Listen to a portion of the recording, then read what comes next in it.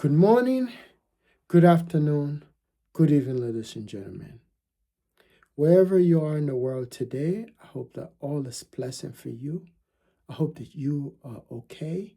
And most importantly, my friends, I hope that you are in good health. Once again, welcome to the Common Sense channel. On this channel, we get to talk about those things that people know, that people have thought about, but don't often have the time to discuss. These are the things we discuss here on the Common Sense channel.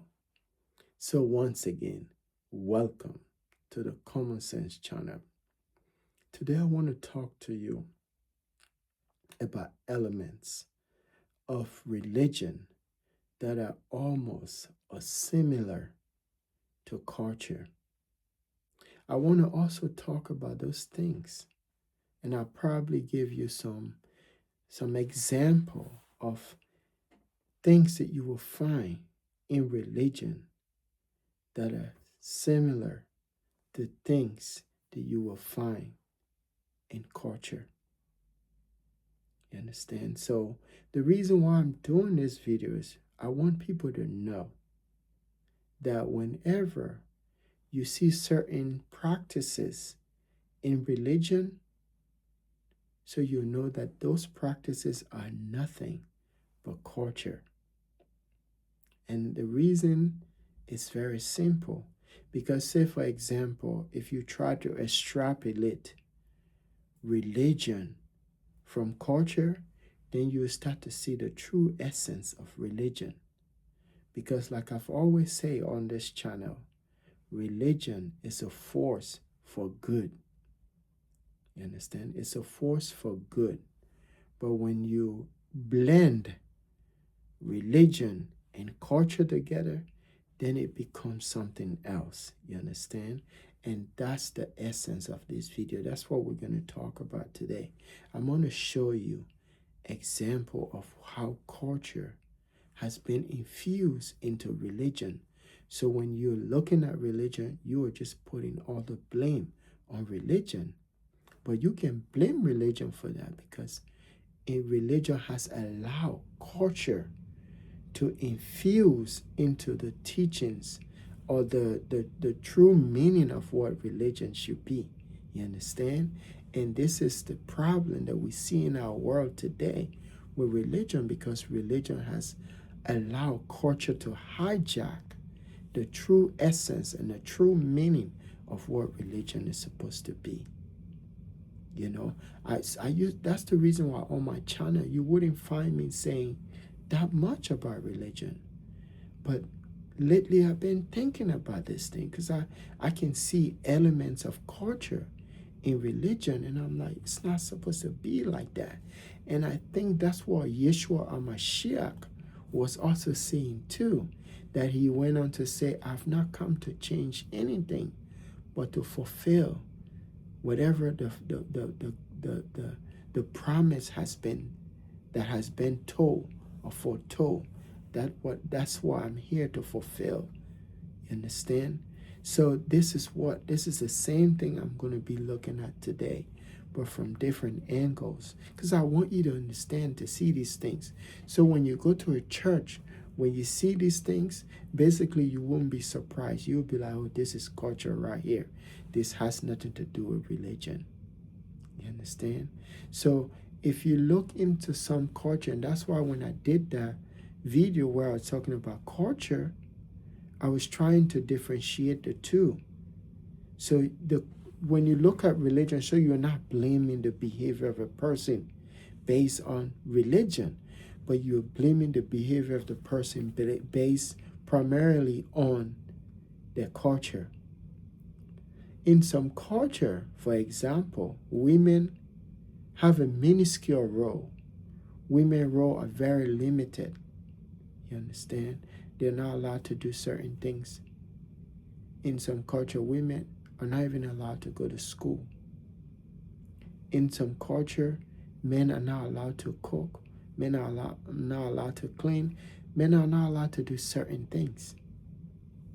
So if religion goes into that culture, where all of these limitations are set. And we're talking about tradition, custom, values that has been passed down from one generation to another. If religion comes into that picture, there are two things gonna happen. Either they capitulate or they go away. And let me tell you, most time, in most cases, religion has often capitulated. You understand? They either do it to acceptance or deception. You understand? So for the most part, culture has a set of values and tradition and custom that they don't change for nothing. Whatever that society is will not change these values and custom and culture and tradition. They won't change them. So in order for religion to have these people assimilate or accommodate them, they'll have to bring in whatever is it, the value, the custom, the tradition of that community. They'll have to compromise. In other words, they'll have to capitulate in order for them to accept the people of that community into that religion, whatever the religion is, whether it's Christianity, Islam, Buddhism, Hinduism, whatever the religion is. And whenever that happens, the true essence of that religion will now become watered down. You understand? Because custom is the dominant force. Culture is the dominant force. I'm sorry I said custom. Culture, because within culture you have custom, you have tradition, you have values, you have all of these things are part of culture. Because of that, culture is the dominant force. So when culture enters anything, it doesn't change. But religion has always changed in order to accommodate culture. So for example, when I was a little boy growing up in Africa, when we went to church, when we went to mass, we never beat drums at mass. It was quiet, it was somber. You could feel like it, because imagine if you are beating drums, it's too, there's no way you can focus on your spirituality with that kind of noise. And that's the reason why during prayers time, you don't hear no noise. But sometimes they beat drums. These were all cultural things. When I was growing up, outside was exclusive from church.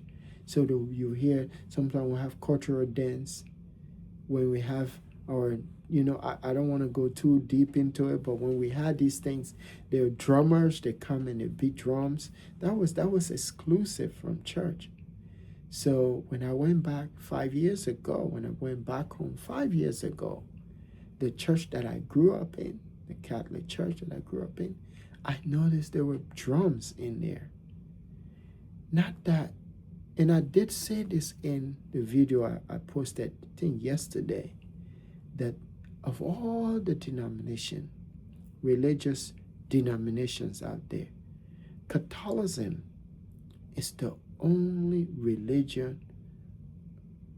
denomination that is able to adapt with time, that understand the needs of the community to which they're serving. You understand? All the other ones are fixated in their ways, but they too have a culture infused, but their acceptance to certain culture is limited. You understand? So that's the difference. But Catholicism would accept any culture. You understand? When I was growing up, Jesus was not black in the Catholic Church. Today, if you go to most churches, most Catholic churches in Africa, I don't know for Central Africa or South Africa or North Africa, but I know in West Africa you'll find out a lot. Jesus is black. And I think I've been to a church here in Ohio where Jesus was black. And I think all the apostles in the church was black. You understand? That's Catholicism way of accepting tradition into the church. Now, people used to beat drums. They'll come in with all of the traditional things and cultural things that they used to do exclusively from the church, and they brought it into the church. Why would Catholicism allow that? Why? It's the question. And the reasons are because it allowed more people to accept the religion or the denomination. You understand? So when you go to church, like when I was growing up, people, and this is not just when I was growing up, like traditional Africa, right? Whenever people harvest their crops, they used to bring it and pour. There's something called Sarah. We call it Sarah. In other words, it's called sacrifice. And they'll sacrifice their harvest for good harvest, for good fortune. And you find that in the church today. They call it first fruit.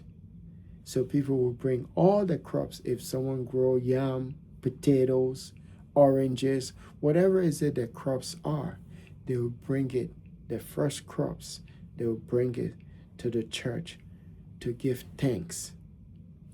All of that, my friend, is culture. It's not biblical. It's not in the Bible. But religion has found a way to justify that, thereby making people feel like they are more accepting. I don't know for places like South America how that works, or in other parts of the world. But all of these things are nothing but culture and tradition. For example, snake worshiping with snakes. These are all cultural. They are nothing biblical. There's nothing biblical about them. But you see that in church. The reason is snake worship has been passed down from one generation to another within that community. That's all they've known. So if you are a religion or a religious domination, a religious group, a religious body, you want to go and minister to that community of snake worshippers, you have to adapt to their cultural or traditional values in order for you to minister to them. If some religious denomination would do that if they find themselves in our community, and some would resist. Some will capitulate and some will resist. Now, because culture is the more dominant force in any society, either you capitulate or you go away. You understand? So if you look at in the Islamic world, it's the same thing. Like in some culture, they don't believe women must go to school. They don't believe women have the right to higher education. They don't believe women should do certain things. You understand? So if a religion is acceptance to those values, and tradition and custom, then it's easier for the culture of that community to blend in. You understand? So sometimes it's not just the religion is the problem. For the most part, my friends, it's the culture of that society is the problem. And the worst of all, and the worst of all of this, and which is, I think, is the most dangerous part of the two, is when custom supersede religion, or when custom overtake religion. That's the most dangerous part, because there are all these limitations that religion has to accept, or move out. You understand? So if and that's why I think, who was it? Paul. Paul understood this very well. You understand? And because Paul knew that the people, he said, I think one at some point Paul called, I think it was the Corinthian or I think the Corinthians or the Ephesian, one of them. He called them, you people are superstitious. You understand? It don't mean religion is superstition. It's superstitious, I mean, but Paul was trying to tell them that you people are so cultural. You understand? But he just used superstition as that way, because to maybe address, because he don't want to offend them, because people will go to war for their culture. Yeah, people will kill for their culture. You understand? But when you look at it from the outside, you are thinking people are killing for their religion. But no, they're killing. They're doing all of those things. They're going to war for their culture. Culture is very significant, I'm telling you, because it's your way of life, it's your belief, it's your values. And you wouldn't allow anyone to take that away from you without you standing up to fight for it. But someone looking from the outside, and with the infusion of religion, you like, oh boy, they are fighting for the religion. But no, they're not fighting for the religion. They, my friends, are fighting for their culture. So culture is very significant. I think it's more so than religion. So in order for religion to thrive, it must thrive on the culture of a society, any society. That's why if you look at most people in hip hop are more religious, but you wouldn't know that. There are a lot of people in hip hop that are so religious, but you won't know it, because look, hip hop is a form of culture. Why is that? Because it's a way of life. It's a belief system. You understand?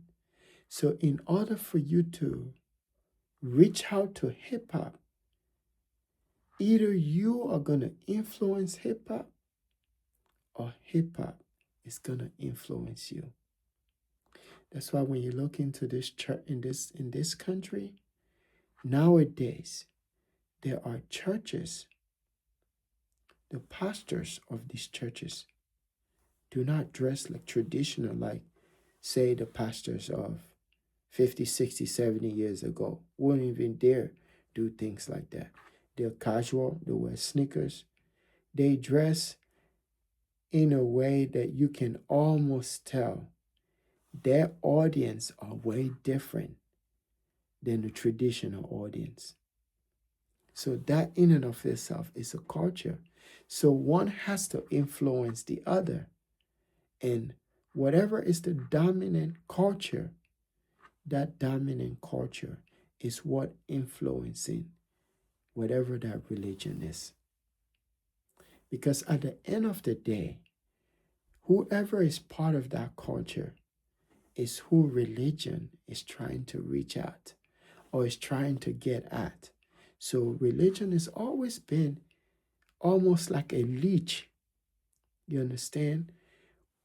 Religion is like a pendulum. It swings either way.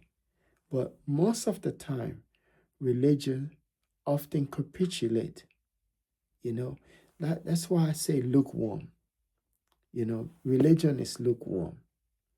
Because where religion is supposed to speak, it wouldn't speak. So if you notice those pastors, their entire concept and belief system is way different than the belief system of traditional religion or religious denomination. They are more accepting. They are more open to everyone. You understand? That right there is culture. There are things they may do in there that if you look into the Bible or into religious texts or the Quran, you wouldn't find anything that would justify that practices or that rituals. But they'll do it anyway. Because at the end of the day, the culture of that community is the dominant, and therefore, at the end of the day, either one would have to capitulate. At the end of the day, it's always been religion that has capitulated. When one of the reasons why the Africans, if you go to Africa right now, there are more Catholics than Presbyterian, Episcopalian, Lutheran, Methodist in Africa. Reason for that is because when religion came to Africa, right, they met the Africans worshiping their ancestors. And in order for the Africans to know these entities, they had to create image that they believed that their ancestor would manifest themselves into these images. You understand? So when Catholicism came, or when Catholicism came to Africa, some of these traditional worshippers, they call it animists, they saw that Catholicism had images of the Holy Mother of Jesus, the Mother of Jesus, and then they saw images of all of these saints. You understand? If you go to Haiti, although sometimes they like to say Haiti, the voodoo country, you understand? But majority of the Haitian people are Catholics. You understand? So are we too. Traditionalists too are Catholics. Why is that? Because we believe in animation. Worshiping the deities, the gods of our people, our ancestors. So that's why most of us became Catholics.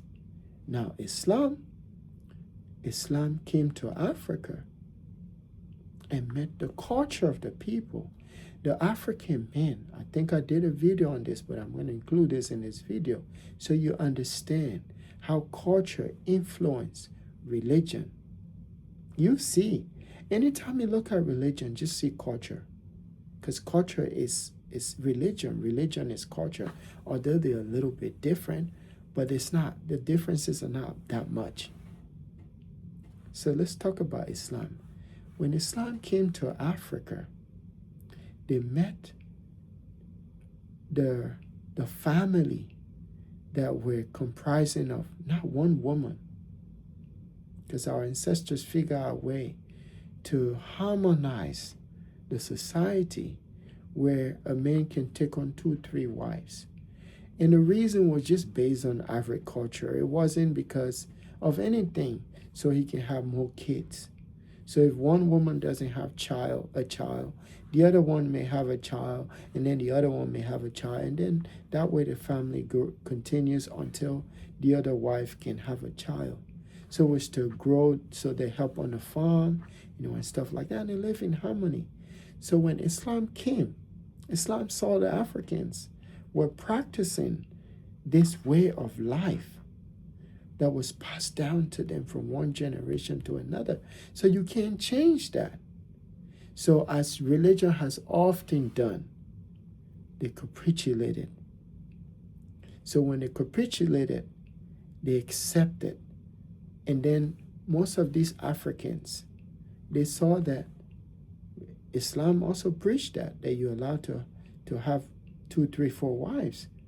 So as long you're not marrying, you're not poking into my business, you're not telling me what to do as far as my family is concerned, then I'm going to be more accepting to whatever it is that you're trying to get me into, or you're trying to convert me into. And that's the reason why, again, I believe this. And that's one of the reasons why Islam was able to spread throughout Africa. Because it wasn't, and then when Islam came to Africa, there are a lot of traditional and cultural things that Africans were engaging in. Islam had no problem with these things. You understand? So the Africans were okay with it. The only thing they said, pray to Allah 5 times a day. You understand? So since the introduction of religion, whoever engineered religion has always been 2 steps ahead of society and has been able to infuse culture into religion. It's hard to find a religious denomination that does not have culture in it. You understand? There's always going to be culture in religion, and there's always going to be religion in culture. You understand? It's just how it is. So yeah, when you look at religion, sometimes we like to blame them because they're weak. They're weak. And if God is real, I don't like saying God. If God is real, he's not a God or he. I don't like saying he again. But if this entity is real, this entity, I don't think capitulates. I don't think has anything to do with the affairs of men. I don't think so. You understand? Everything we do here is engineered by us. So is culture. Culture is engineered by man. So is religion too. But at the end of the day, culture is the most dominant force in any society, in any community, in any country, any nation. Has always been and it still is today. So when you're looking at people, don't look at them based on religion. Again, I'm going to say this on this video. Look at them based on the culture. Because the culture of any society determines their values, determine their principle, determine their tradition, determine their custom. All of these elements are component of culture. And no force on this planet can ever dominate the culture of a people, a place, a nation, a country. You understand? So there's just certain practices that you see, and then when people sit and say, oh, Islam does not allow women to do certain things, women cannot do certain things, women can't do this, women can't do that. But There's a time Christianity had limitation too on women. You understand? These are all cultural things, you know? So if you really want to have true religion, you need to extrapolate culture from religion. But let me tell you, that is impossible. The moment you start to mess with people's culture, that's war. And people are willing to die for their culture than they are willing to die for their religion. Because your culture is your way of life. It's your belief. It's your custom. It's your tradition. It's your rituals. You understand? So they're in some culture, they're okay with incest. Now, if religion ever finds itself in a culture like that, what do you think religion would do? If religion try to convert them, it's going to be war. So at the end of the day, they are accepted. There are culture that believe a woman can get married at age 9 or age 10. If you go to places like Southeast Asia, they worship, most of them are Hindu or Confucius. In this religion,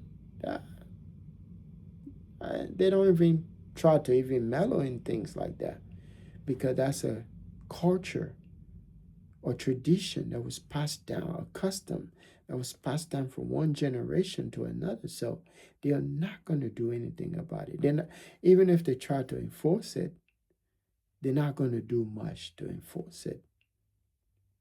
You see it? But they accept it. Even if they do accept it, they're not going to accept it wholeheartedly. But if it's part of their custom and their values and the tradition, which is their culture, they'll accept it because it's part of their culture. Same, there are countries in Africa that also engage in the same thing. They probably may not be Christian, and if they do accept it in some Christian denomination, they probably wouldn't be vocal about it. They'll probably hide it, but meanwhile they're indulging in it. Or if that culture believe in stuff like that, they probably follow the way of Islam. Or Islam probably would be more acceptable to their culture. So if you find out a culture would drift more so to Islam than they would with Christianity. So culture only drift to whatever religion is more accepting to them. You get it? That's the point I'm trying to make. So at the end of the day, the more dominant force that has been able to transcend or transform religion has always been culture. So I don't know what the future is going to be, but imagine we live in a society where the young people just don't care much about religion. That would be the case maybe 10, 15, 20 years or 30 years from now. Religion start to fizzle out. Religion again will capitulate. Why is that?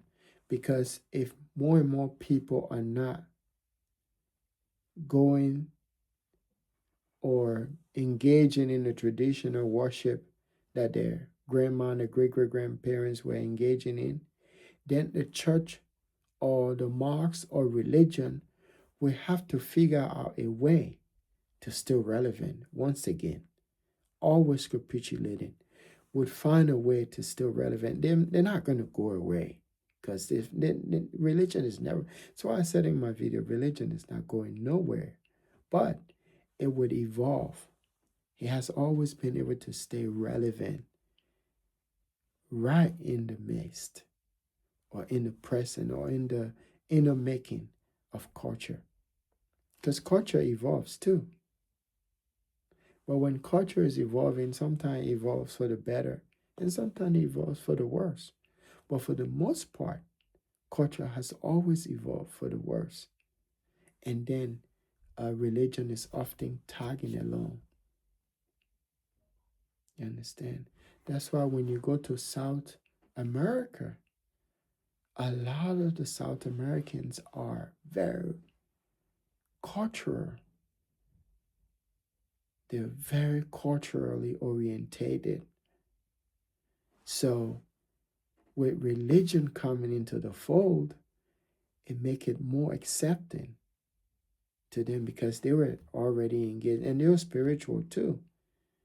So cultural spirituality, all of that coming into the mix, just make it a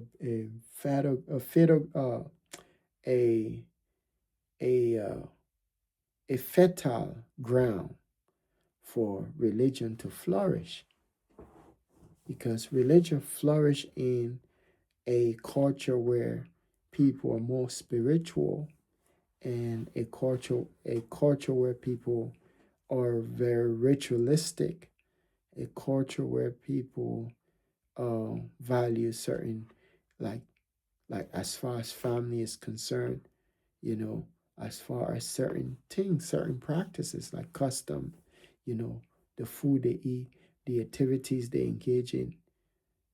If it's ritualistic, religion flourish in places like that, you know. So I just wanted to do this video because sometimes when we are looking at religion, we just see the spirituality or the spiritual aspect of religion, but we're not looking at the cultural aspect of religion. And in most of this religion, whether it's Islam or Christianity, if you look at them, you see culture, even the way they baptize children. I've seen that for Islam too, it's different. I've seen it for Christianity. These are all cultural things. You understand? It has nothing to do with spirituality. These are all cultural things. Whether it's African or Europeans, they are all cultural. They have nothing to do with biblical teachings. You understand? They are cultural. In my view, these are all rites of passage, that people just like circumcision. Circumcision, that's rite of passage. And it's cultural. It's cultural. It's custom. It's tradition. It's rituals. And again, you find that in religion. Understand? So when you are looking at religion, all you must see, my friend, is culture. And I think religion would be less dangerous if culture was not infused into it. Bottom line.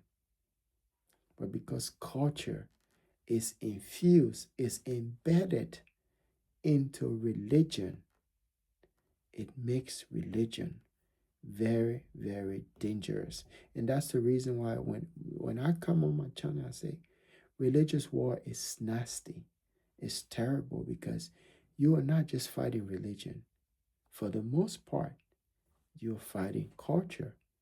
And when you're messing with someone's way of life, their custom, their values, their principles, their beliefs, you are fighting a very dangerous man, a woman that are willing to sacrifice everything for their cultural values and those things that they hold dear to their hearts. As I've always say on my channel, The greatest thing, my friends, that could ever happen to anyone, it's not the day you were born, and not the day you had your first child, that you graduated from college, high school, that you became whatever it is that you're doing. The greatest thing, my friend, that could ever happen to anyone is the day you discover yourself. Because from that day on, everything, my friends, will start to make sense to you, including religion and culture. I just want to welcome all of the people that have subscribed to my channel, especially the ones that are subscribed to my channel this week. I appreciate you. I welcome you. On this channel, my friend, we get to talk about those things that people know, that people have thought about, but don't often have the time to discuss. These, my friends, are the things we talk about here on the Common Sense channel. So welcome to the Common Sense channel. And also, I hope that you, my friends, my new friends, and your family are doing great, are in good spirit, and most importantly, are in good health. Thank you, and have a pleasant day. Hope you learn from this video. If you have any question, comment, please don't hesitate to post them. I do these videos just to show some of these things, because all change begins with thinking and asking meaningful questions.